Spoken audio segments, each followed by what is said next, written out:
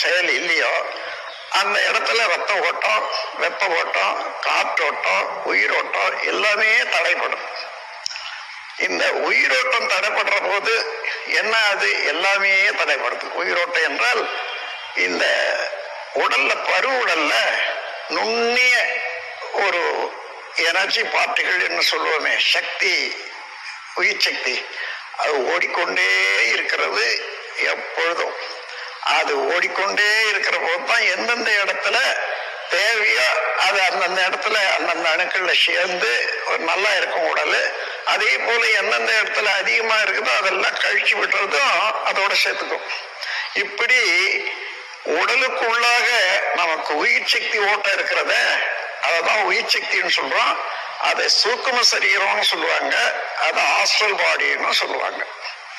இந்த ஆஸ்ட்ரல் பாடியில ஒரு வினோதம் என்னன்னா, தன்னைத்தானே வேகமாக சுற்றி கொண்டிருக்கக்கூடிய நுண்ணிய விண் துகள் தான் ஆஸ்ட்ரல் பாடியா இருக்குது.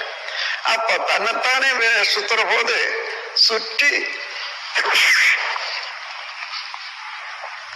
சுற்றி இருக்கக்கூடிய ஒரு அழுத்தம் இருக்கிறதே, இறைவெளியின் அழுத்த ஆற்றல். அப்படி சுத்தி அதை அழுத்துற போது அந்த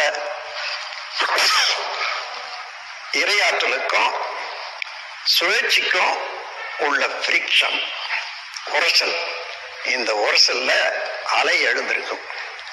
அந்த அலை தான் உடலுக்குள்ளாக சிவகாந்தம்னு சொல்றான், வெளியில அத வான்காந்தம்னு சொல்றோம்.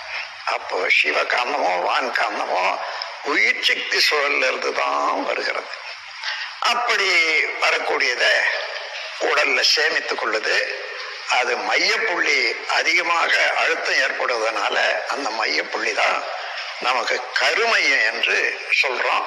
ஜெனட்டிக் சென்டர் என்று ஆங்கிலத்தில் சொல்லுவாங்க.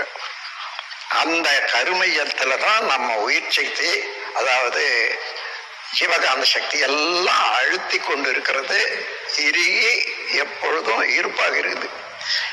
இந்த சக்தி தான் விரிந்து கொண்டு இருக்கிற போது புலன்கள் மூலமாக அழுத்தமா, ஒளியா, ஒலியா, சுவையா, மனமாக தன்மாற்றம் பெற்றுக்கொண்டே இருக்கிறது அல்லவா. இதுதான் பஞ்ச தன்மாத்திரை என்று சொல்வார்கள். இதுதான் எல்லா உணர்ச்சிகளுக்கும் காரணம்.